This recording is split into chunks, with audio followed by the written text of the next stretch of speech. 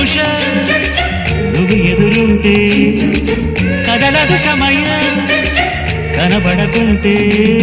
నువ్వు వస్తూనే ఇంద్రజాలం చేశావమ్మా కవ్విస్తూనే చంద్రజాలం వేశావమ్మా పరిచయమే చేశావే నన్నే నాకు కొత్తగా